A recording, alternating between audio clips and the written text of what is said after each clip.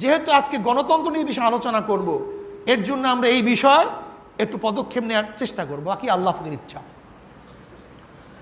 গণতন্ত্র মানে গণতন্ত্র অর্থটা কি, এইটা যদি আমরা বুঝি তাহলে অনেক প্রশ্নের জবাব চলে আসবে। গণতন্ত্র ডেমোক্রেসি, ডেমোক্রাসি, ডেমো এটা একটা গ্রিক শব্দ। ডেমো মানে জনগণ, ক্রাসি মানে কর্তৃত্ব। থিওই ক্রাসি, থিও মানে স্রষ্টা, ক্রাসি মানে কর্তৃত্ব। তাহলে ডেমোক্রাসির অর্থ কি দাঁড়ালো? জনগণের কর্তৃত্ব। খুব ভালো মতো বুঝবেন। এতক্ষণ সক্রেটিস বলেন, প্লেটো বলেন, অ্যারিস্টটল বলেন, টমাস হোবাস বলেন, লক বলেন, রুশো বলেন, ভোল্টেয়ার বলেন, মন্টেস্কো বলেন, আমরা সবার উদ্ধৃতি দিয়েছি।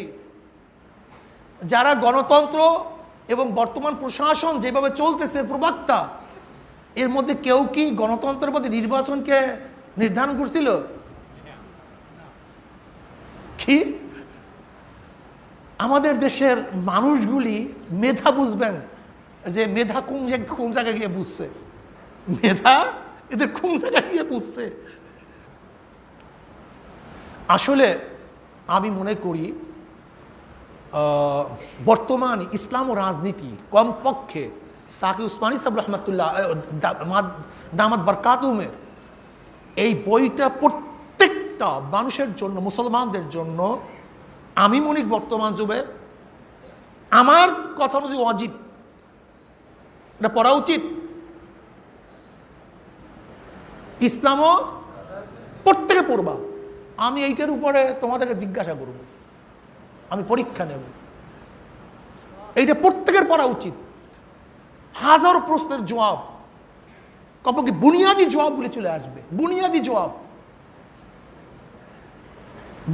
জবাব চলে আসবে। অথচ আমাদের মধ্যে সবচেয়ে বড় ত্রুটি হলো পড়াশোনা নেই।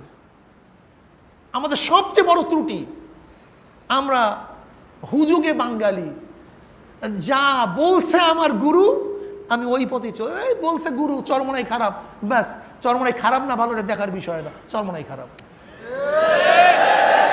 ওই যে থিওক্রাসি, যে খোদাই বিধান ভালো না মন্দ দেখার বিষয় নয়, ওরা বলছে থিওক্রাসি মানে জুলুম অত্যাচার, কাজে থিওক্রাসি খারাপ, ব্যাস এই হলো অবস্থা বর্তমান জমানায়। পড়াশোনা নাই, কোনো বিষয় গবেষণা করে বলি না। অথচ আমাদের আগেকার জমানার আমাদের আকাবেররা প্রত্যেকটা কথা বলতেন গবেষণা ভিত্তিক, আর আমাদের অবস্থা কি? গবেষণা বলতে কিচ্ছু নাই, মন যাচা তাই আমরা বলতে থাকি। আসলে গণতন্ত্র আমরা যেটা বলছিলাম ডেমোক্রেসির মূল থিমটা কি? Government of the people, by the people, for the people. Government of the people, by the people, for the people. দেখেন এখানে নির্বাচন নেই। গভর্নমেন্ট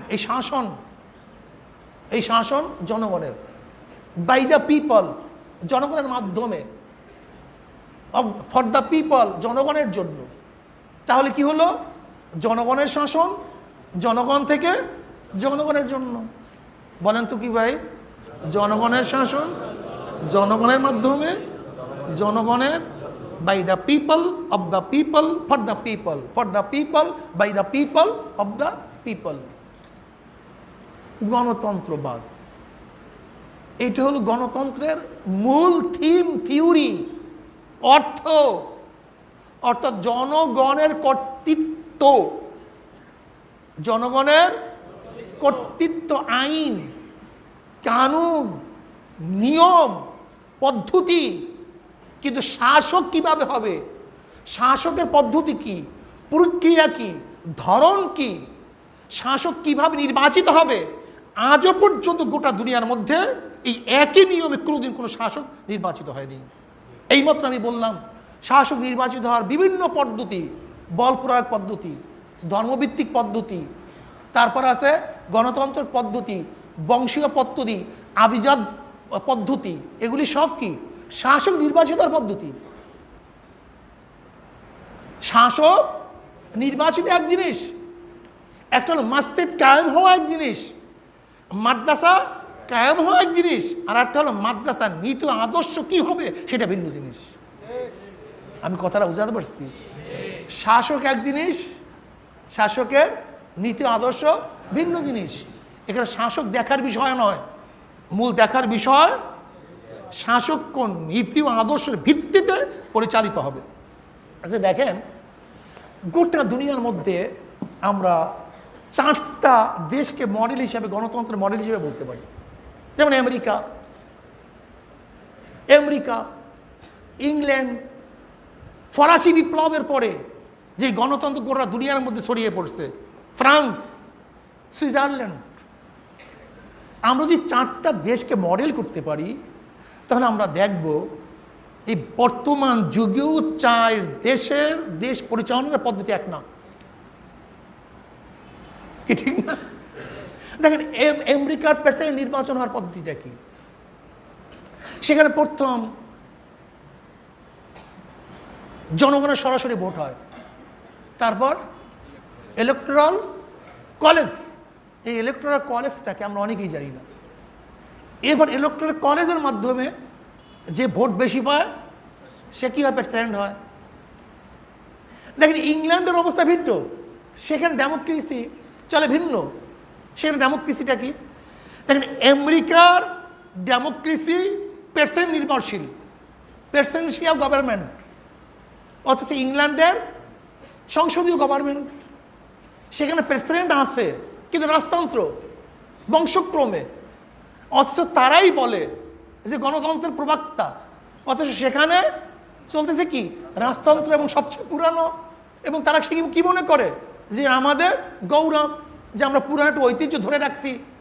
দেখেন ইংল্যান্ডের মতো ফার্স্ট কান্ট্রি যাদের আইন কানুন শিক্ষা দীক্ষার উপরে গোটা দুনিয়া চলতেছে, অথচ তারা পুরান মডেলকে নিজেদের গৌরব মনে করে, অথচ আমাদেরকে তারা বলে মধ্যযুগীয় সেই প্রভাব। আমরা যদি বলি এইটা আমাদের পুরাণ এক ঐতিহ্য, পুরাণ নিয়ম, পুরাণ কানুন, তখন তারা বলে কি তোমরা আধুনিক না।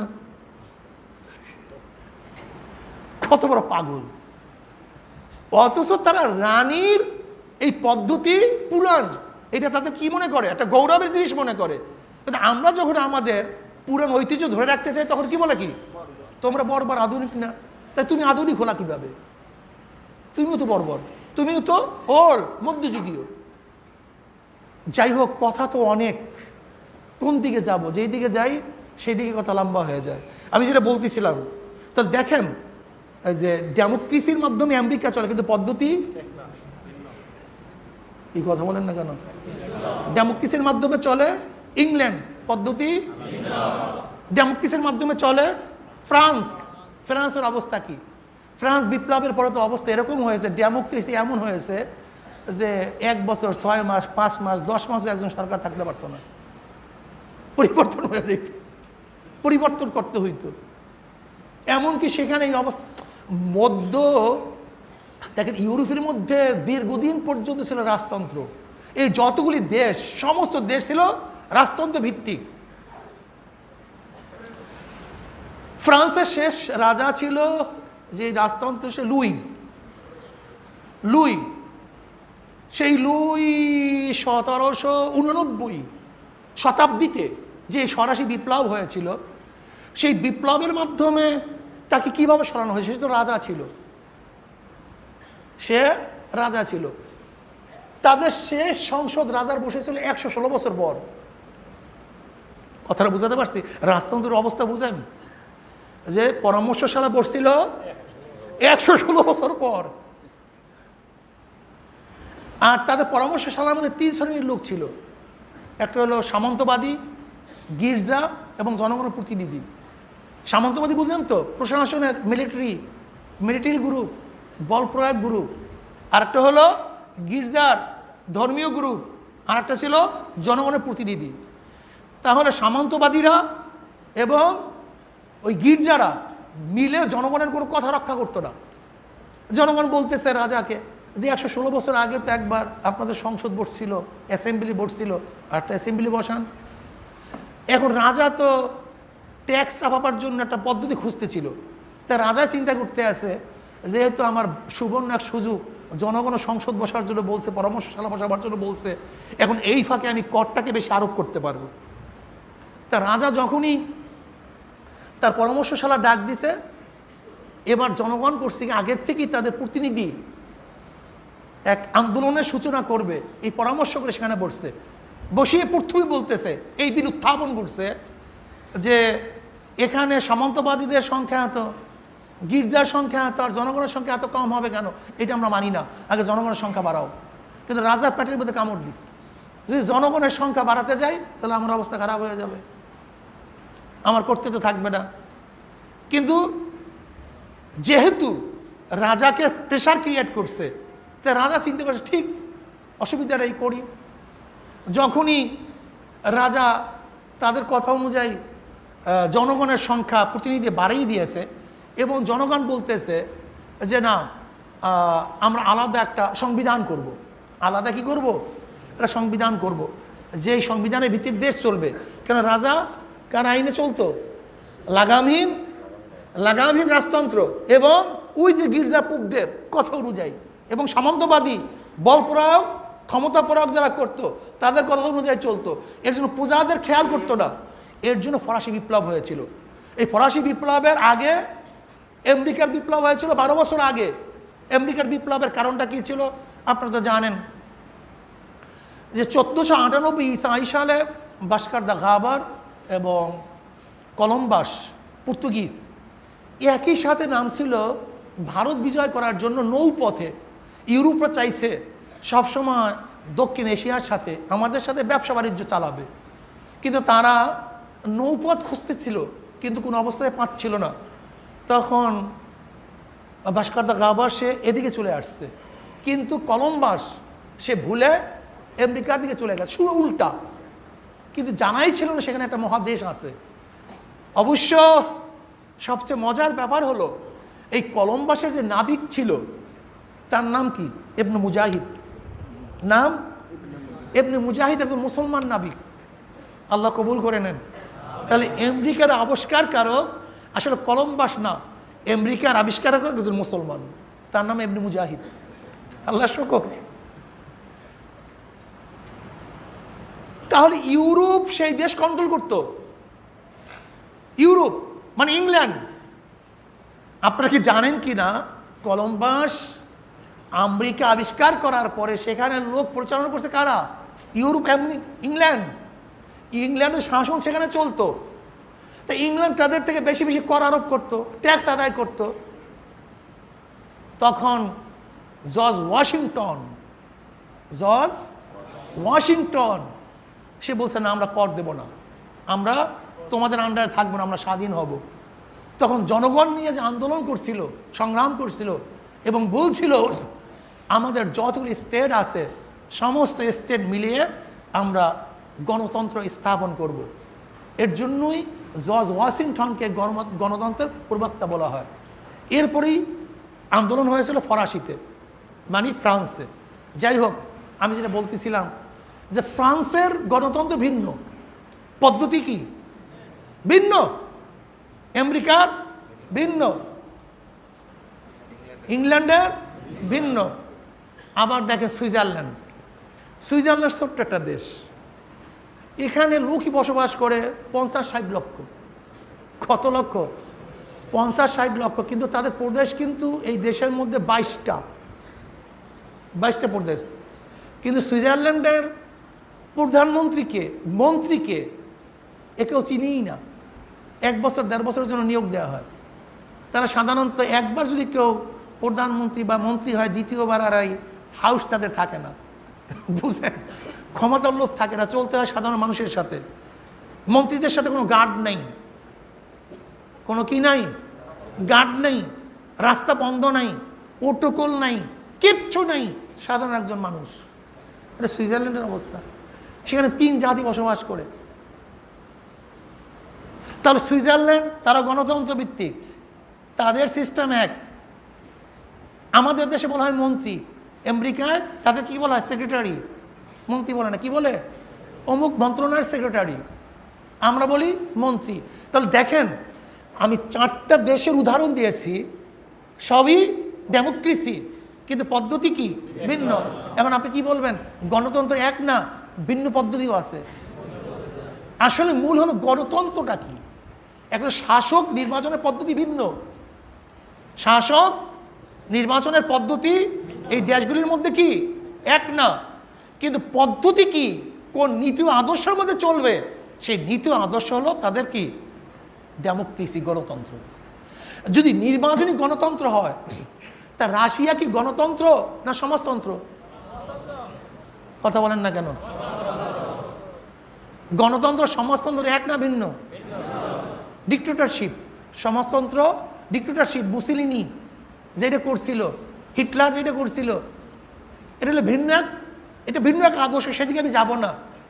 তাহলে দেখা গেল রাশিয়া সমাজতন্ত্র, যেটা ডেমোক্রেসি সম্পূর্ণ কি আসমান জমিন বিপরীত। তা রাশিয়া নির্বাচন হয় কেন?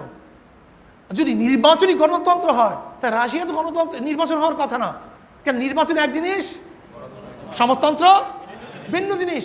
অথচ আপনি নির্বাচন কি গণতন্ত্র মনে করতেছেন, তা রাশিয়া নির্বাচন হয় কেন আমাকে বলেন তো। এখন আপনাকে যদি কেউ যদি বলে গণতন্ত্রই মানে নির্বাচন, তা আপনাকে জাহেল বলবে, মূর্খ বলবে না জ্ঞানী বলবে?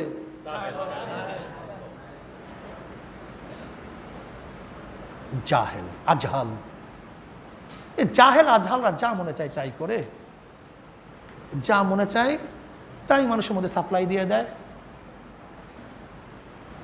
আমি এইমাত্র বললাম যে দেখেন দেখেন আমেরিকা ইংল্যান্ড চলতেছে গণতন্ত্র ভিত্তিক, অথচ সেখানে রানী ইলেকশন হয় না, সেখানে রানী কি, অথচ চলতেছে ডেমোক্রেসি অনুযায়ী।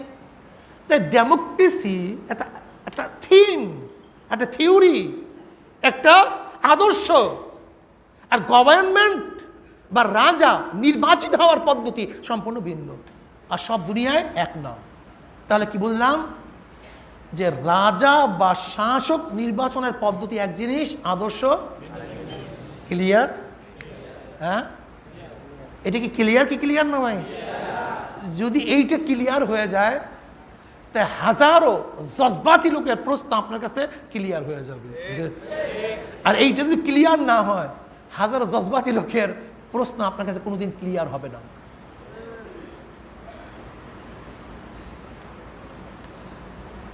আল্লাহ একটু পানি খাও। যাই হোক, কি আপনাদের খারাপ লাগতেছে না?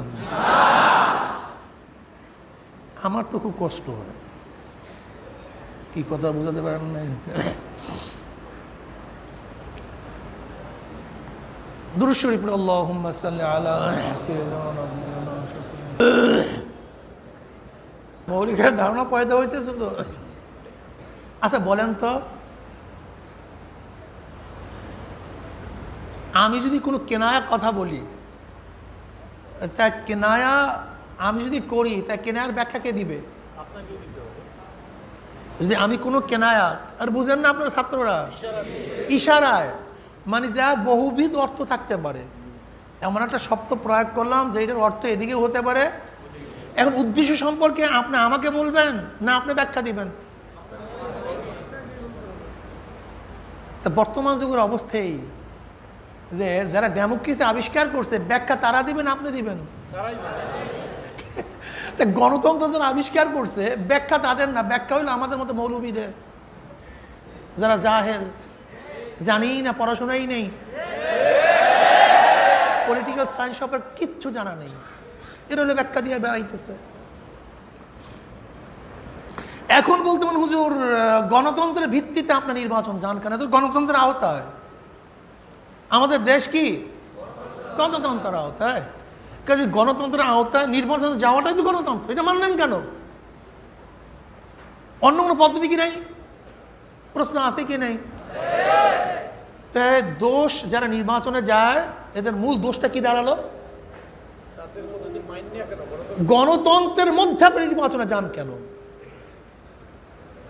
এটা তো গণতন্ত্রের দেশ, প্রজাতন্ত্রের দেশ, কথা ঠিক না? তাহলে আপনারা সেখানে যান কেন? অথচ গণতন্ত্র ওয়ালারাই তো হাজার প্রশ্নের জবাব আসমান দিতে পারেনি। কি বলছে? By the people, of the people, for the people. কর্তৃত্ব কার? কর্তৃত্ব একজনের না সবাই? তা সবাই যদি শাসক শাসিত কে? এটা জবাব দাও। কি কথা বুঝাতে পারিনি? গণতন্ত্রের মূল ফ্যাক্টরি যেখানে by the people, of the people, for the people, government of people, by the, of the. তার যদি সবই পিপল হয়, শাসক হয়, তা শাসিত কে? সবাই আইন প্রণেতা হয়, আইন মানবে কে? এইটাই তো গণতন্ত্রের সবচেয়ে বড় দুর্বলতার লজিক। আপনি এখানে বলেন না গণতন্ত্রের কথা, গণতন্ত্রের তো কোনো সিস্টেমই নেই। গণতন্ত্র কি বলে?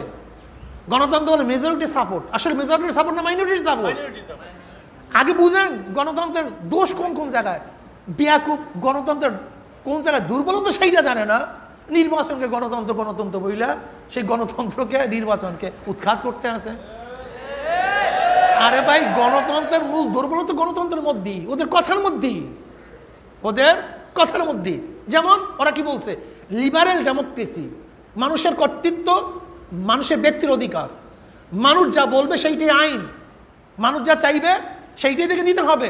যদি এইটাই হয় তাহলে ভালো মন্দ সবার কি বিচার এক না ভিন্ন? এইটাই গণতন্ত্রের সবচেয়ে বড় দুর্বলতার লজিক। কেউ নামাজকে ভালো মনে করে, কেউ পূজাকে ভালো মনে করে, কেউ মদকে ভালো মনে করে, কেউ মদকে ঘৃণা করে। তা জনগণের কর্তৃত্ব হবে কিভাবে আমাকে বলো? ব্যক্তি স্বাধীনতা হবে কিভাবে? দিবা কিভাবে? এখানেই তো গণতন্ত্রের সবচেয়ে বড় দুর্বলতা।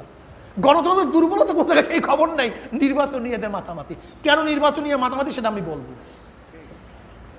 এরা ইহুদি এবং খ্রিস্টানদের সাপ্লাই। এরা বলবো তোমাদেরকে, তোমরাই বিশ্বাস করবা এবং স্বীকার করবা। গণতন্ত্রের মূল, ডেমোক্রেসির মূল দুর্বলতা কোন জায়গায় সেইটা নাই। ওরা বলে এটা হলো মেজরিটির সাপোর্ট, কিন্তু আমি বলি মাইনরিটির সাপোর্ট। 1 লক্ষ জনগণ নির্বাচন অংশগ্রহণ করছে 11 জন। কতজন? 11 একজনে ভোট পাইছে 11,000, আর সবাই 89,000 ভাগ করে নিয়েছে। মোট সংখ্যা কত ছিল ক্যান্ডিডেট? একজনে পাইছে 89,000 ভাগ, আর একজনে পাইছে, তা প্রতিনিধি কতজন? আর তাই মাইনরিটির প্রতিনিধি না মেজরিটির প্রতিনিধি? কিন্তু তার কি বলতেছে? মেজরিটির প্রতিনিধি। এইটাই তো গণতন্ত্রের সবচেয়ে বড় দুর্বলতা। বিয়া যে তোমরা যে বলছো যে majority and must be granted, তাই মেজরিটি মাস্ট বি গ্রান্টেড হলো কিভাবে? মেজরিটি নাই, এত মাইনরিটি মাস্ট বি গ্রান্টেড হবে কিভাবে? কাজে গণতন্ত্রের মধ্যে হাজারো দুর্বলতা আছে, সেইটা নিয়ে আলোচনা করো।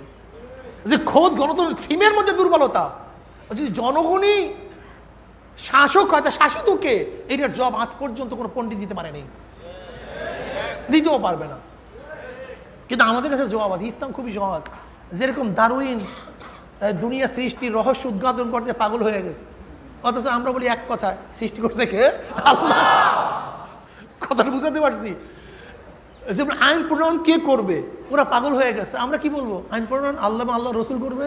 কোনো কথা নেই, 1 মিনিটের মধ্যে জবাব, 1 মিনিটের মধ্যে জবাব, কোনো সমস্যা নেই। যেহেতু আইন প্রণয়ন করছে আল্লাহ, সে আইনের আওতাধীন না, প্রণয়ন করছে জনগণের জন্য, আমরা আইনের আওতায়। দেখছেন কত সুন্দর মিল। ইসলাম বুঝলে না বেটা, ইসলাম বুঝাতেও পারলাম না, ইসলাম বুঝলামও না, বুঝাতেও পারলাম না। আব্বাজান রহমাতুল্লাহ এই কথা নিয়ে খুব আফসোস করতেন, ইসলাম বুঝলামও না, বুঝাতেও পারলাম না। কি বলতেছিলাম? ডেমোক্রেসি, নির্বাচন। যদি বলেন নির্বাচন মানে শাসক মনোনীত করার পদ্ধতি, এটা কি হবে? এরকম কোনো পদ্ধতি ইসলাম ধারাবাহিকভাবে আমাদের কাছে দেওয়া দেয়নি, অ্যাপ্লাই করেনি। শাসক নির্বাচন করার ব্যাপারে ইসলাম নির্দিষ্ট কোনো পদ্ধতি প্রক্রিয়া আমাদের কাছে অ্যাপ্লাই করে নাই। কেন? দেখেন, ইন্নী জাইলু ফিল আরদি খলিফা, আল্লাহ পাক খলিফা নির্বাচন করবেন। খলিফা কি জিনিস? খলিফা কাকে বলা হয়? ব্যাখ্যা অনেক। খলিফা যে অনুকরণ করবে, কার অনুকরণ করবে? আল্লাহ। এর জন্য আমরা কি খলিফা, যেহেতু আমরা সেফগাতুল্লাহ, ওমান আহসানু মিনাল্লাহি সেফগা, আল্লাহর রঙে রঙিন হও। আল্লাহর রঙে, আল্লাহর গুণে, আল্লাহর রঙে রঙিন হওয়া মানে কি? আল্লাহর গুণে গুণান্বিত হওয়া। আল্লাহর গুণ কি আদেল, তাহলে তোমাকে কি হতে হবে? ইনসাফগার হতে হবে। আল্লাহর গুণ কি রহমান, তোমাকে দয়ালু হতে হবে। আল্লাহর গুণ কি সাকি, তোমাকে দানশীল হতে হবে। কি কথা ঠিক না? আল্লাহর গুণ কি গাফফার, তোমাকে আরেকজনকে মাফ করা শিখতে হবে। আল্লাহ পাকের গুণ রহিম, তোমাকে দয়া করতে হবে। আল্লাহ পাকের গুণ কি রাজ্জাক, তোমাকে আরেকজনকে খাওয়াতে হবে। সিবগাত আল্লাহ, ওমান আহসানু মিনাল্লাহি সিবগা। কাজী ইমানের সাথে যারা আল্লাহর রঙে রঙিন হবে তারা কার খলিফা? আল্লাহর খলিফা। এই হিসাবে সবাই আল্লাহর খলিফা।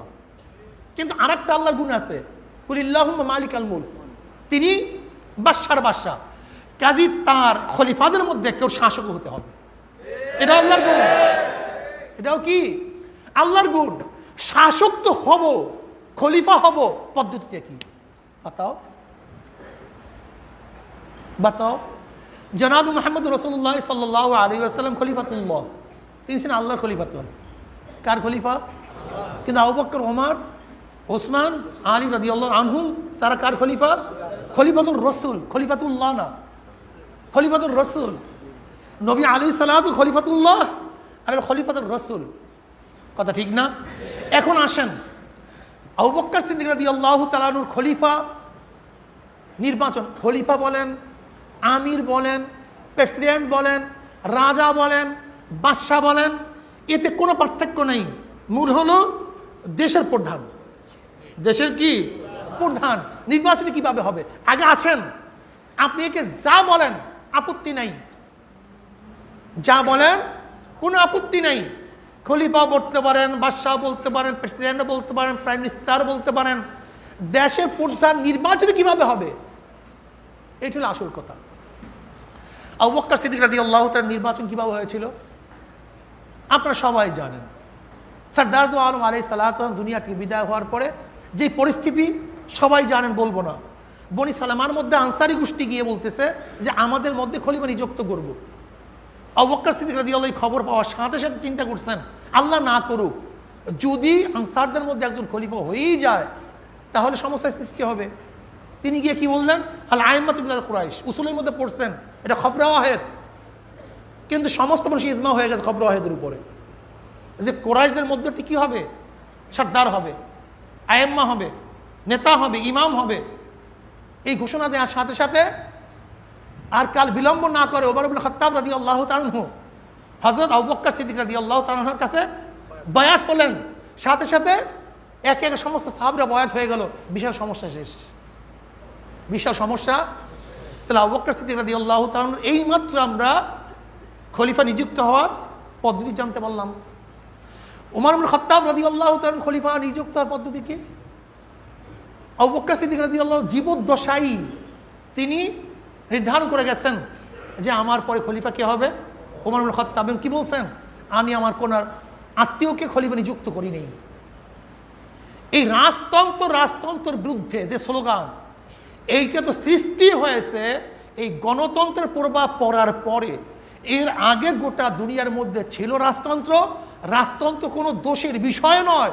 যেমন আল্লাহ পাক রব্বুল আলামিন তালুতকে রাজা করে নির্বাচিত করেছেন। আল্লাহ পাক রব্বুল আলামিন গৌরবের সাথে বলছেন, ইন্না জাআলনাকুম মুলুকান, বনি ইসরাইলের সমস্ত নিয়ামতকে স্মরণ করতে গিয়ে আল্লাহ পাক বলছেন আমি তোমাদের মধ্যে রাজা সৃষ্টি করেছি। কথাটা বোঝাতে পারি নাই?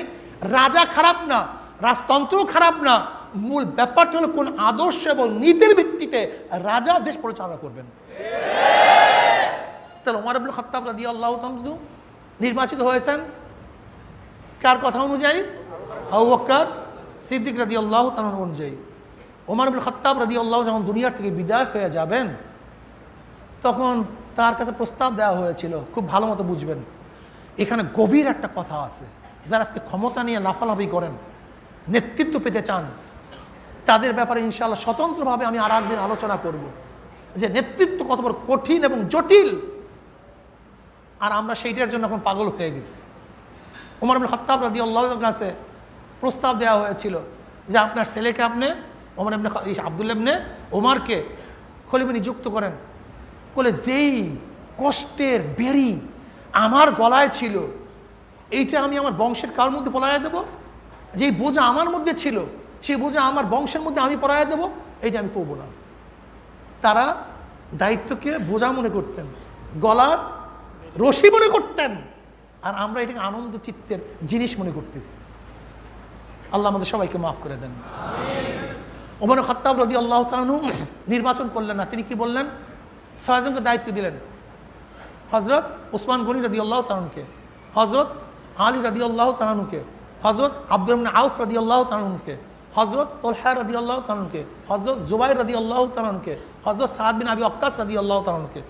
এবং তিনি এই কথা বলেছেন, সপ্তম আব্দুল্লাহ বিন ওমর সে মাজলিসে থাকবে, কিন্তু এজাজি মেহমান, তার ভোট অধিকার নেই। এখানে এই কথাও তিনি বলেছেন, খুব ভালো মতো বুঝবেন যে নির্বাচনের আকসারিয়াতের কোনো দলিল আছে কি নাই। যে তারা বলে আকসারিয়াতের কোনো দলিল নেই, মানে যদি বেশি হয় সেই অনুযায়ী ফয়সালা। অনেকে বলে শরিয়াতের এর কোনো দলিল নাই। কিন্তু হযরত ওমর ইবনে খাত্তাব রাদিয়াল্লাহু তাআলা আনহু যে হেদায়েত নামা দিয়েছিলেন, তার মধ্যে এই কথাও ছিল, এদের মধ্যে 6 জনের মধ্যে 4 জন যেদিকে থাকবে সেই দিকেই রায় হবে। আবার এই কথাও বলেছিলেন যে হ্যাঁ, যদি সমান সমান হয়, তার মধ্যে আব্দুর রহমান আউফ যেই তলে থাকবে, রায় সেদিকেই হবে। 2 হেদায়েত নামা, এক ছিল কি 4 জন যদি হয় তাহলে রায় সেই দিকে হবে, আর যদি সমান সমান হয় 3 জন 3 জন, কিন্তু আব্দুর রহমান আউফ রাদিয়াল্লাহু তাআলা যেই দলে থাকবে সেই দলেই থাকবে। অথচ খলিফা নিযুক্ত করা, জানিসেন ওলি আহাদ নিযুক্ত করা আমাদের কাছে খারাপ মনে হয়। অথচ ওমর হযরত আবু বকর সিদ্দিক রাদিয়াল্লাহু ওলিউল আহাদ জানিসে নিযুক্ত করছেন কি করেন নাই? ওমর ইবনে খাত্তাব রাদিয়াল্লাহু কি বললেন? আজকে যদি আবু উবাইদা ইবনে জাররাহ রাদিয়াল্লাহু বেঁচে থাকতো, আমি তাকেই খলিফা নিযুক্ত করতাম। আজকে যদি মুআয ইবনে জাবাল বেঁচে থাকতো, তাহলে আমি তাকেই খলিফা নিযুক্ত করতাম। যারা আজকে মুআবিয়া রাদিয়াল্লাহু তাআলার উপর অপবাদ দেন, জানিসেন কেন নিজে সৃষ্টি করেছেন, তাহলে আমি বলবো যে ওমর ইবনে খাত্তাবও তো আশা করছিলেন উবাইদা ইবনে জাররাহ যদি থাকতো তাহলে আমি তাকে নিযুক্ত করতাম, মুআয ইবনে জাবাল যদি থাকতো আমি তাকে নিযুক্ত করতাম। তো ওলিউল আহাদ নিযুক্ত করা এটা কোনো খারাপ জিনিস না, এটা কোনো খারাপ জিনিস না, এটা অবৈধ। এইটা এই রিপাবলিক এবং এই গণতন্ত্র প্রচার প্রসার হওয়ার পরে ঘৃণা সৃষ্টি হয়েছে, অথচ এর আগে ঘৃণার কোনো বস্তু ছিল না। এবার আসুন, যেই কথা বলতেছিলাম, এবার উভয় দলে সমান হয়ে গেছে, ফয়সালা দিতে পারছে না। এবার আব্দুর রহমান আউফ রাদিয়াল্লাহু তাআলা তিনি বলছেন, আমি খেলাফতের মসনাদের থেকে হাতকে গুটায় নিলাম, কিন্তু আমি কোন পক্ষে সেটাও বলবো না, আমি সমস্ত জায়গায় ঘোরাফেরা করব। এবার আব্দুর রহমান আউফ রাদিয়াল্লাহু তাআলা মদিনার অলিতে গলিতে সব জায়গায় সমর্থন নেওয়া শুরু করলেন, ভোট নেওয়া শুরু করলেন, ভোটিং পদ্ধতি, যে তোমরা কি ওসমান গনির পক্ষে না আলী রাদিয়াল্লাহু তাআলার পক্ষে, ভোট নেওয়া শুরু করলেন। এমনকি রওয়ায়াতের মধ্যে আসছে মহিলাদের কাছেও ভোট জিজ্ঞাসা করছেন, এমনকি মকতুবের বাচ্চাদের কাছেও প্রশ্ন করছে, তোমরা ওসমান রাদিয়াল্লাহু তাআলাকে নির্বাচিত করতে চাও না আলীউল মুর্তজা রাদিয়াল্লাহু নির্বাচিত করতে চাও? আব্দুর রহমান আউফ রাদিয়াল্লাহু তাআলা মদিনার অলিতে গলিতে ঘুরে ফিরে তারপর তিনি সিদ্ধান্ত দিয়েছেন যে খলিফা কে হবে? ওসমান রাদিয়াল্লাহু তাআলা। তা আবু বকর সিদ্দিক রাদিয়াল্লাহু খেলাফতের পদ্ধতি এক, ওমর ইবনে খাত্তাবের এক, ওসমান গনির এক। ওসমান গনি রাদিয়াল্লাহু যখন দুনিয়া থেকে বিদায় হয়ে গেলেন, একদল আসছে আলী রাদিয়াল্লাহু তাআলার কাছে বয়াত গ্রহণ করার জন্য, যে আপনি আমাদেরকে বয়াত নেন। তখন তিনি কি বললেন, না, আমি গোপনে কারোর থেকে বয়াত নেব না, যদি তোমরা চাওই আমার কাছে বয়াত হওয়ার জন্য তাহলে মসজিদে চলো।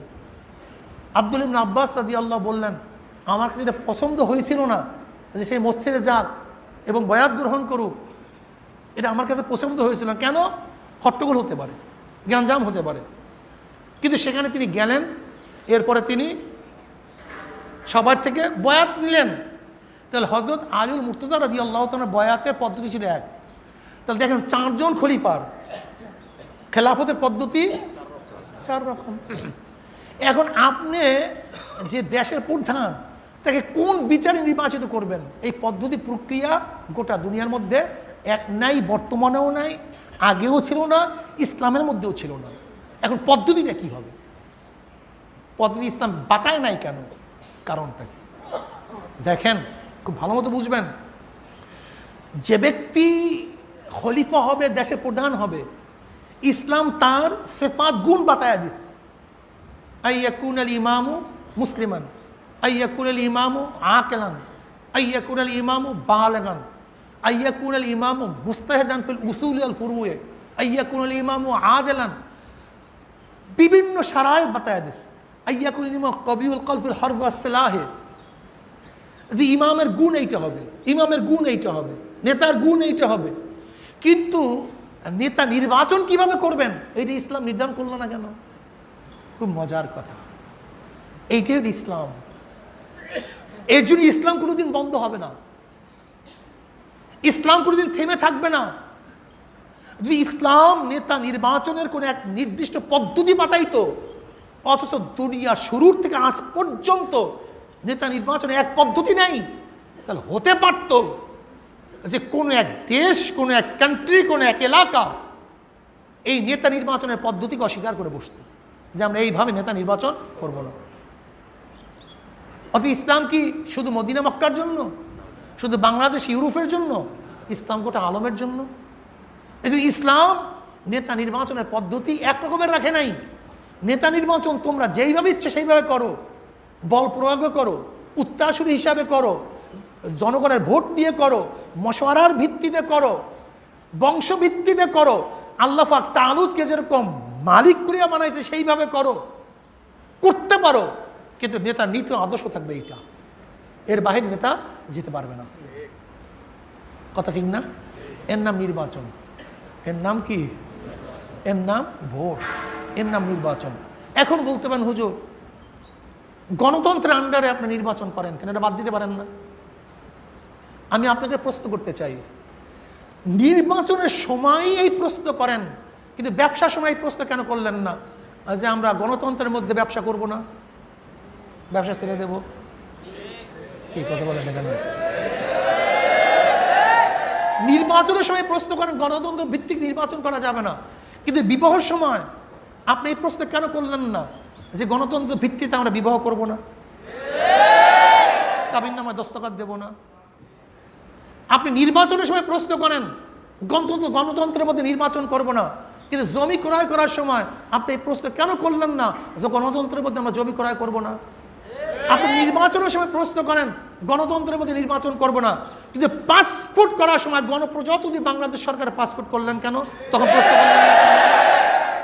আপনি নির্বাচনের সময় প্রশ্ন করেন গণতন্ত্রের মধ্যে নির্বাচন করব না, কিন্তু যখন আপনি কাট করছেন, ভোটার হয়েছেন, তখন আপনি গণতন্ত্রের মধ্যে ভোটার হলেন কেন? আপনি প্রশ্ন করেন গণতন্ত্র নির্বাচন করব না, কিন্তু যখন চাকরিতে জয়েন করেন তখন গণতন্ত্রের মধ্যে চাকরি করব না এই প্রশ্ন তুললেন না কেন? যখন বাড়ি করেন তখন প্রশ্ন তুললেন না কেন? যখন মসজিদ বানান প্রশ্ন তুললেন না কেন যে না গণতন্ত্রের দেশে আমরা মসজিদ করব না, আগে সংগ্রাম করব, আগে ইসলামিক কান্ট্রি করব, তারপর মসজিদ করব?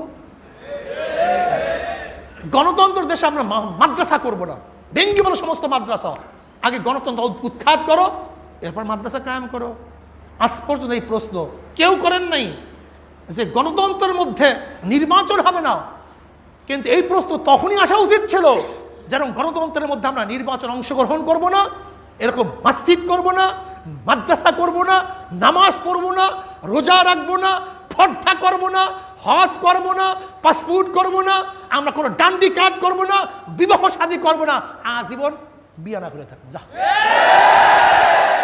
যেহেতু গণতন্ত্রের মধ্যে আছে।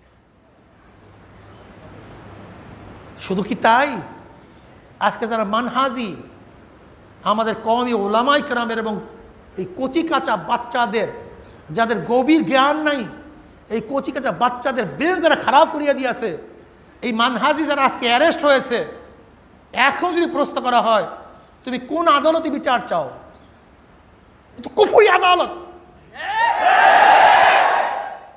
তুমি জজের কাছে কিভাবে হাত জোর করবা, কিভাবে জজকে বলবা মাই লর্ড আমাকে মুক্তি দেন, এটা হারাম, কুফরি।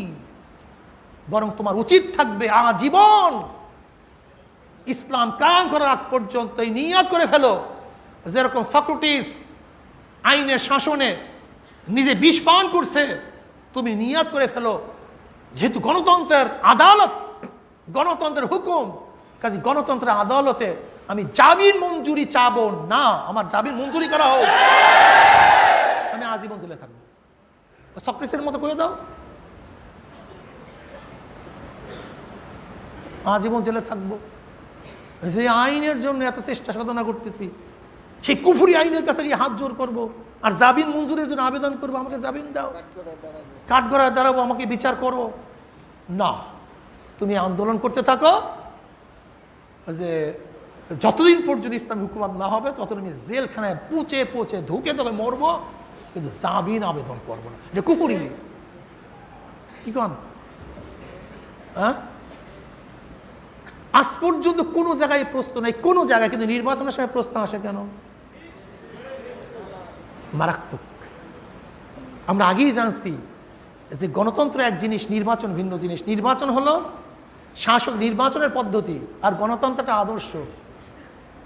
আর শাসক নির্বাচনের পদ্ধতি এক হয় না, আমেরিকায় এক না, ইংল্যান্ডে, ফ্রান্সে, সুইজারল্যান্ডে, রাশিয়ায়। তাহলে কেন? যেহেতু রাশিয়া সমাজতন্ত্র, তারা সম্পূর্ণ গণতন্ত্রের বিপরীত, তাহলে রাশিয়া নির্বাচন হয়। যদি গণতন্ত্রই নির্বাচন হয় তা রাশিয়া তো নির্বাচন হওয়ার কথা ছিল না। কাজী এখন থেকে তোমরা শপথ করো, যারা মানহাজি ভাই আসো, আল্লাহ মাফ করুক, আমি তোমাদের উপরে খারাপ বলতেছি না, কিন্তু তোমাদের বক্তব্য অনুযায়ী এই জিনিসগুলি প্রয়োজন হয়ে যায়, লাজম হয়ে যায়। আজীবন অবিবাহিত থাকো, আজীবন ব্যবসা বাণিজ্য করবা না, খবরদার গণতন্ত্রের দেশের একটা ফসল খাবা না। সব প্রজাতন্ত্রের ফসল, সব ব্যাংকের লেনদেনের মাধ্যমে ফসল তৈরি হয়েছে। এই যত কারেন্সি দেখেন, যত কারেন্সি সব এই সব ব্যাংক ভিত্তিক, এর মাধ্যমে সার, ঔষধ, এর মাধ্যমে সব কিছু, মেশিন পত্র, তৈল, সব কিছু আসে।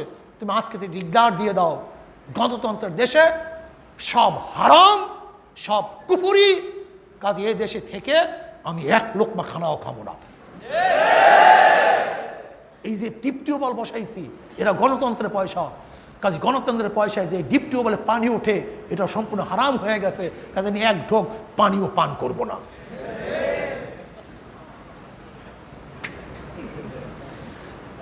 কি অবস্থা বুঝেন?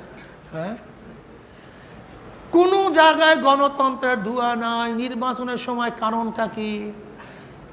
বুঝলাম এই বুদ্ধি, এই কৌশল তোমার না, এইটা হলো এই বাবাদের, রাম বাবাদের। কারণটা কি?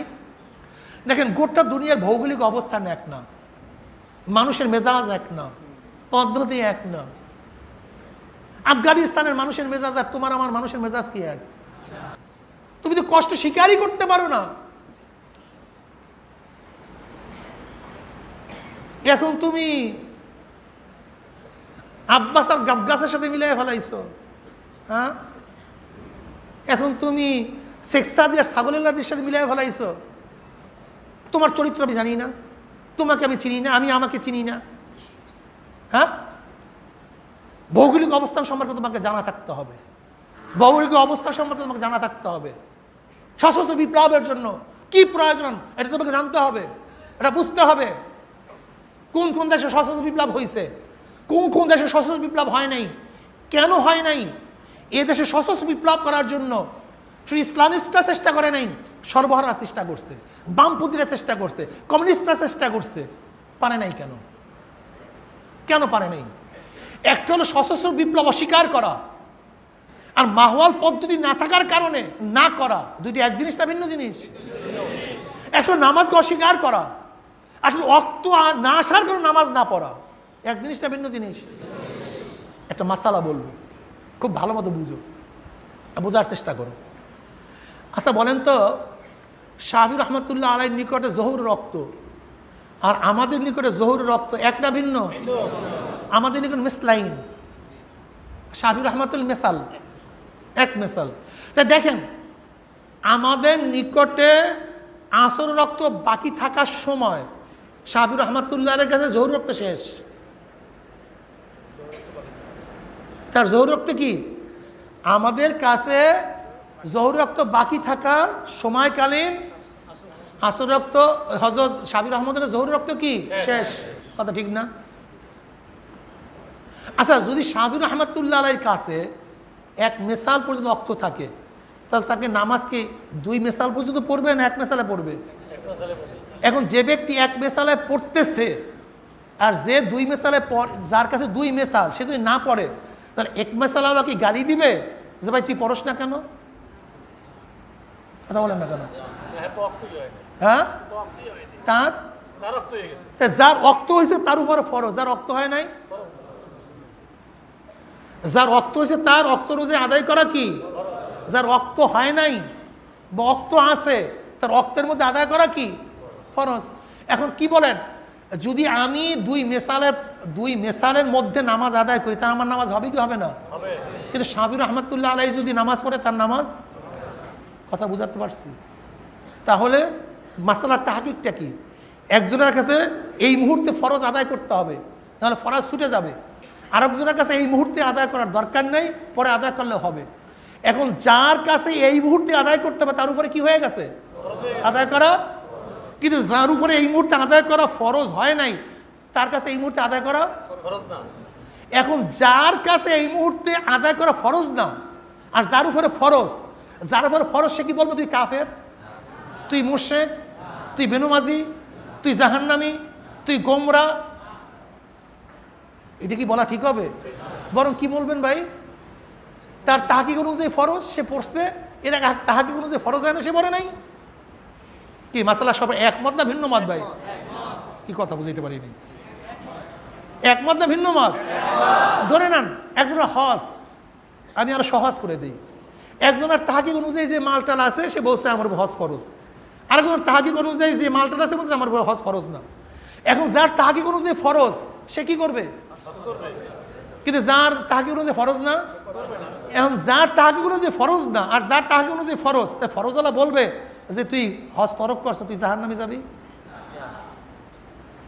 কথাটা বুঝাতে পারছি? যেমন উজু, আমাদের কাছে যদি রক্ত গড়াইয়া পড়ে উজু শেষ। সাহাবী রহমাতুল্লাহর কাছে রক্ত গড়াইয়া পড়লে উজু ফৌত হবে না। এখন আমার যখন রক্ত গড়াইয়া পড়ছে আমি তো উজু করছি, কিন্তু সাহাবী রহমাতুল্লাহের একজন ব্যক্তি দেখছি যে রক্ত গড়াইয়া পড়ছে, এখন আমি বলবো তোর নামাজ হবে না, তুই নামাজ দৌড়ায় এনে? সে তো শাফি মাসলাক, আমরা কি ফতোয়া দেবো? ভাই তুই ঠিক আছো, তুই ঠিক আছ, তোর কাছে উজু ঠিক আছে, কিন্তু আমার কাছে উজু ভাঙিয়ে গেছে, এর জন্য আমার ফরজ হয়েছে, কিন্তু তোর উপরে ফরজ নাই, কেন? উজু ভাঙ্গে নাই। তাই তাহকিক অনুযায়ী এক একজনের উপরে এক এক মাসালা প্রতিষ্ঠিত হয় কি হয় না? এবার আমি মানহাজি থেকে বলবো, যদি তোমাদের তাহকিক অনুযায়ী এই মুহূর্তে অস্ত্র নিয়ে ঝাঁপাইয়া পড়া ফরজ হয়, তাহলে ফতুয়া দাও কেন? নামিয়া যাও, তোমার ফরজ। ফতুয়া দাও কেন? নামিয়া যাও। আর যদি ফরজিয়াতের ক্ষেত্রেও তাহকিক আছে, যেমন নামাজ ফরজ, ওয়াক্ত ফরজ। ওয়াক্ত কি ফরজ কি ফরজ না? ওয়াক্ত আসার আগে কি নামাজ ফরজ হয়? তাহলে যেহেতু ফরজিয়াতের ক্ষেত্রেও মত ভিন্নতা আছে, আমার উপর ওয়াক্ত আসে নাই এর জন্য আমি আদায় করি নাই, আমি মুশরিক না, আমি অপেক্ষায় আছি, যখন ওয়াক্ত আসবে আমি আদায় করব। কিন্তু তোমার উপর ওয়াক্ত চলে আসছে, তুমি ফতুয়া দিও না, তুমি নেমে পড়ো।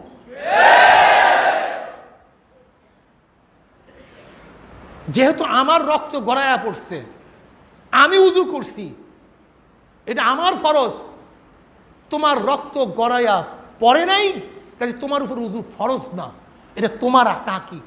কাজে তোমার উজু আমার উপরে আর আমার উজু তোমার উপরে চাপাই দাও কেন? তোমার নামাজ আমার উপরে, আমার নামাজ তোমার উপর চাপাই দাও কেন? তোমার রক্ত আমার উপরে, আমার রক্ত তোমার উপর চাপাই দাও কেন? তোমার হজের ফরজিয়াত আমার উপরে, আমার হজের ফরজিয়াত তোমার উপরে চাপাই দাও কেন? ইদ্দেকের জায়েজ কি জায়েজ না? মালিক রহমতুল্লাহ সাথে আমাদের বিশাল ইখতিলাফ। কাজে তোমার ফরজিয়া, তোমার হারাম আমার উপরে, আমার হারাম তোমার উপরে চাপাইয়া দাও কেন? তোমার তাহকিক অনুযায়ী তোমার উপরে সশস্ত্র বিপ্লব কি হয়ে গেছে? কাজে তুমি ফতুয়া দিলে মনে করবো তুমি ধান্দাবাজ ইহুদি এবং খ্রিস্টানদের দালাল। তুমি ফতুয়া দিও না, ফতুয়া শেষ হয়ে গেছে, তোমার ফতুয়া তাহকিক হয়ে গেছে, তুমি নেমে পড়ো। আর আমার তাহকিক এখন পর্যন্ত এই মাহওয়ালে এইটা হয় নাই, এই পদ্ধতি এখন পর্যন্ত আবিষ্কার হয় নাই। আমি অস্বীকার করি না, মনকের না, আমি ওয়াক্তের অপেক্ষায় আছি। মনকের এক জিনিস, মজবুত ভিন্ন জিনিস, ওয়াক্ত না আসার কারণে আদায় না করা ভিন্ন জিনিস, আর ওয়াক্ত আসার কারণে আদায় করা ভিন্ন জিনিস। যেহেতু তোমার তাহকিক ওয়াক্ত হয়ে গেছে, তুমি নেমে পড়ো, আর আমার তাহকিক হয় নাই, এই জন্য আমি অপেক্ষায় আছি। আমাকে মোশরিক বলতেছো কেন? কাফের বলতেছো কেন? ফতুয়া দিচ্ছ কেন? এটা তো আমার তাহকিক, আমাদের ওলামায়ে কেরামের তাহকিক, জমহুরিয়াতের তাহকিক। তাহলে দেখা গেল আসলে তুমি ওয়াক্ত হওয়ার পরে না নামিয়ে যদি ফতুয়া দাও, আসলে তোমার মতলব খারাপ, তোমার এই ব্যাপারটা ধান্দাবাজি। তুমি শুধু ফেসবুকে আর বসিয়া বসিয়া ফতুয়া দাও, এই ফতুয়াবাজ, তুই বসিয়া ফতুয়া দেবা কেন? তোমার ওয়াক্ত ফরজ হয়ে গেছে, তুমি নামাজে দাঁড়ায় যাবে, এইটা আমরা দেখতে চাই। আমরা এইটা দেখতে চাই তুমি নামাজে দাঁড়ায় গেছো, আমরা এইটা দেখতে তুমি রোজা শুরু করছো। যেরকম যারা মনে করে মাতলা একটা, মাতালে একটা, তারা রোজা শুরু করবে, এইটা আমরা চাই। কিন্তু আমরা মাতালার মধ্যে ভিন্নতা করি কি করি না? মাতালে একটা না ভিন্ন, বুঝেন না? চন্দ্র, চাঁদ ওঠা, চাঁদ ওঠা। কেউ বলে গোটা দুনিয়ার মাতলা কয়টা? একটা। গোটা দুনিয়ার মধ্যে এক জায়গায় চাঁদ উঠলি সবার জন্য রোজা কি ফরজ? আমরা বলি না, যদি আমরা না দেখি আমাদের কি ফরজ না। ফতুয়া মারতেছো কেন? তোমার কাছে মাতলা একটা, তুমি রোজা শুরু করে দাও। আমার কাছে মাতলা ভিন্নতা, আমার উপর তো মারতেছো কেন? আমি তো রোজা রাখবো কালকে বেটা, আমি তো রোজাকে অস্বীকার করি নাই, আমি তো রোজা অস্বীকার করি নাই। আমি কি বলছি? ওয়াক্ত আসে নাই, সময় আসে নাই, রোজার মাস আসে নাই। তোমার কাছে মাত্রা একটা, তুমি ঈদ করে ফেলো, আমি রোজা রাখছি। ঈদের দিনে রোজা রাখা কি? কথা বলেন না কেন?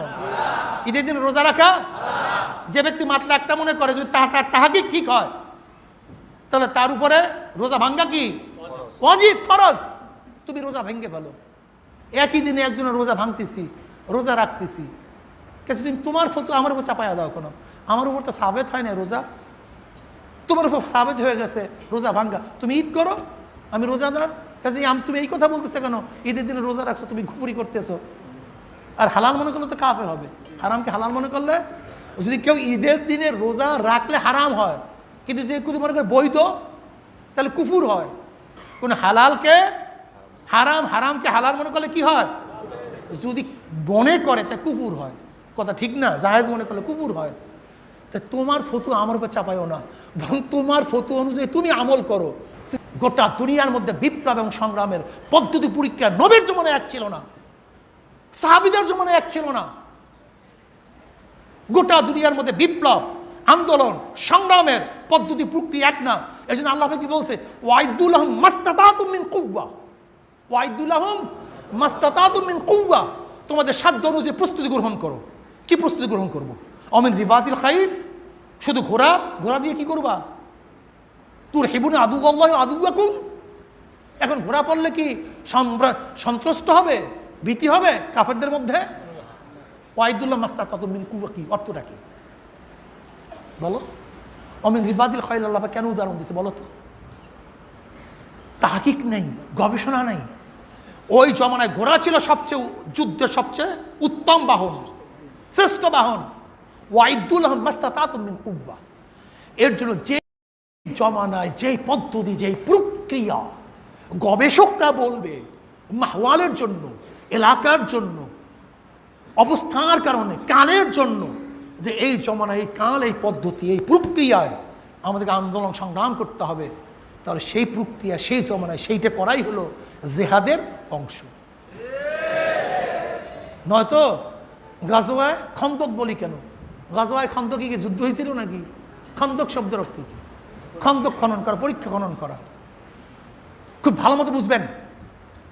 বলতে পারেন হুজুর নির্বাচনের পদ্ধতি তো এটা পাশ্চাত্যদের। আমি এই মতো আব্দুর রহমান আউফ রাদিয়াল্লাহু তাআলা নির্বাচনের পদ্ধতি বাতাইয়া দিচ্ছি। নির্বাচনের পদ্ধতি এক হয় না।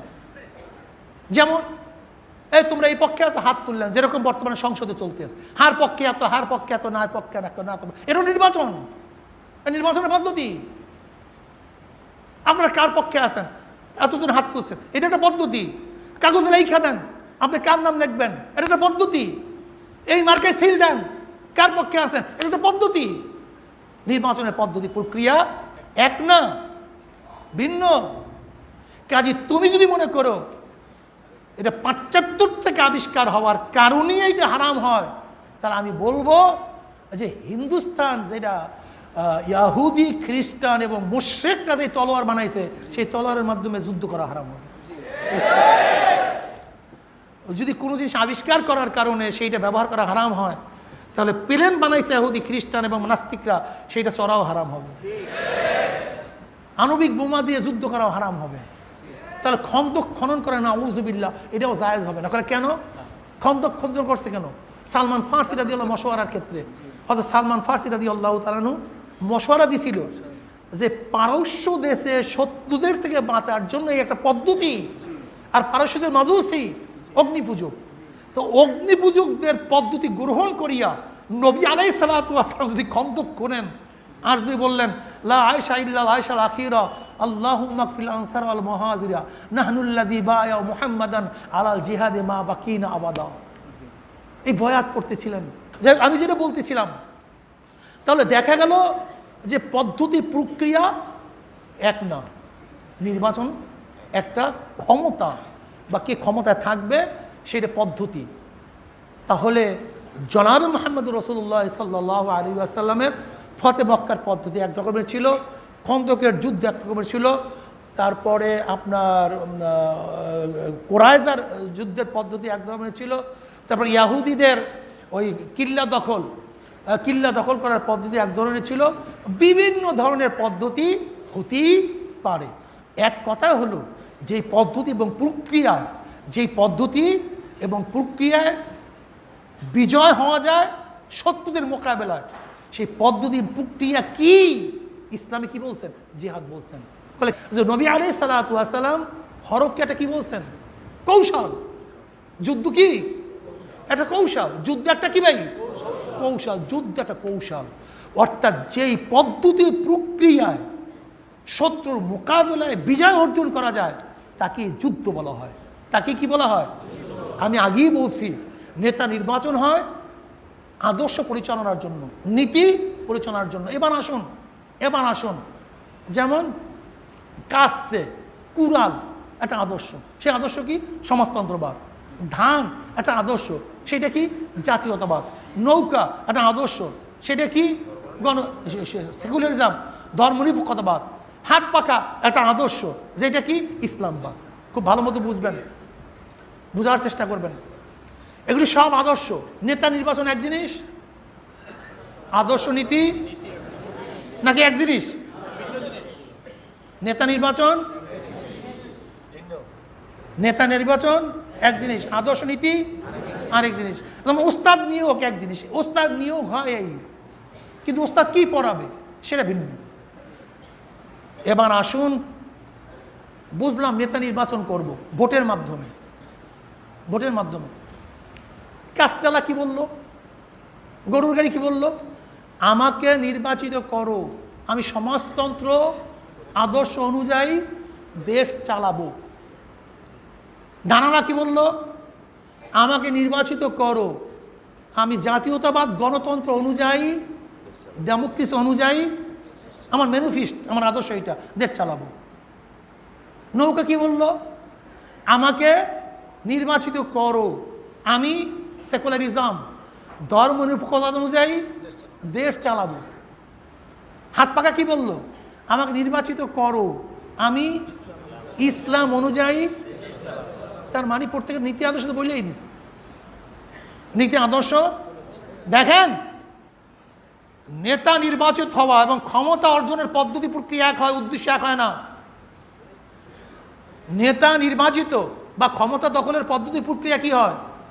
এক হয়, কিন্তু আদর্শ এবং নীতি এক হয় না। যেরকম বদরের ময়দানে আবু জেহেল ঘরে ছিল না ময়দানে ছিল? আমার নবী ঘরে ছিল না ময়দানে ছিল? আবু জেহেল লড়াই করছে কি করে নাই? আমার নবী করছে কি করে নাই? আবু জেহেলের কাছে তলোয়ার ছিল কি ছিল না? আমার নবীর কাছে তলোয়ার ছিল কি ছিল না? তাদের মধ্যে ক্ষয়ক্ষতি হয়েছে কি হয় নাই? ইসলামের মধ্যে ক্ষয়ক্ষতি হয়েছে কি হয় নাই? আবু জেহেলের গ্রুপ মারা যায় গেছে কি যায় নাই? নবীর গ্রুপ মারা গেছে কি যায় নাই? তাদের মধ্যে বন্দী হয় কি হয় নাই? সব এক, সব বাহ্যিক দৃষ্টি এক, সব এক, কোনো পার্থক্য নেই। যুদ্ধ সব এক, সব এক, হুবহু এক। কিন্তু একটাকে আপনি জেহাদ বললেন, জান্নাতে যাওয়ার কারণ বললেন, আর একটাকে জাহান্নামে যাওয়ার কারণ বললেন কেন? প্রশ্নের জবাব দেন। হ্যাঁ, কি পদ্ধতি, প্রক্রিয়া, যুদ্ধের ধরন, ক্ষয়ক্ষতি, কিন্তু একটা জান্নাতে যাওয়ার পথ, একটা জাহান্নামে যাওয়ার পথ কেন? নবী আলাইহিস সালাতু ওয়াস সালামের উদ্দেশ্য হলো আল্লাহর জমিনে আল্লাহর হুকুমত কায়েম করা,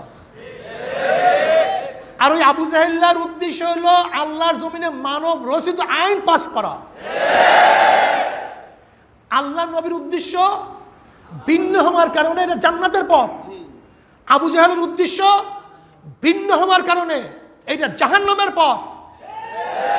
নৌকা, ধানের শীষ, নাঙ্গল, কাস্তে, কুড়াল, তাদের উদ্দেশ্য হলো দুনিয়ার মধ্যে ডেমোক্রেসি, সোশ্যালিজম, ক্যাপিটালিজম, কমিউনিজম কায়েম করা।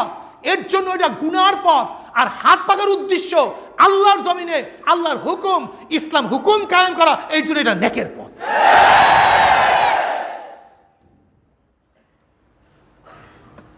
যদিও এক বাহ্যিক দৃষ্টিতে, ওরাও পোস্টার দেয়, আমরাও পোস্টার দিই, ওরাও মিছিল করে, আমরাও মিছিল করি, ওরাও মিটিং করে, আমরাও মিটিং করি, ওরা ভোট চায়, আমরা ভোট চাই, সব এক, উদ্দেশ্য এক না।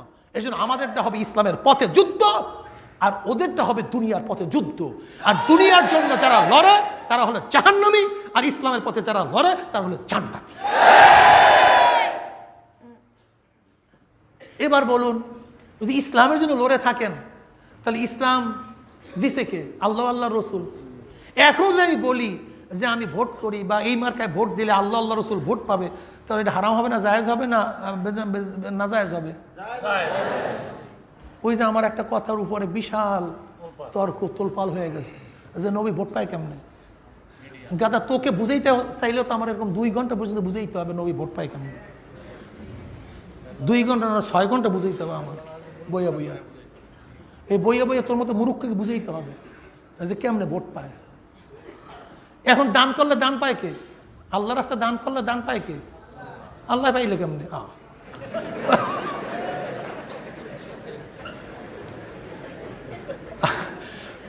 আল্লাহ, আল্লাহ রসুলের পথে দান করলে পায় কে? আল্লাহ, আল্লাহ রসুল। তারা কোথায় জানি হতাম না, পাইলো কেমনে?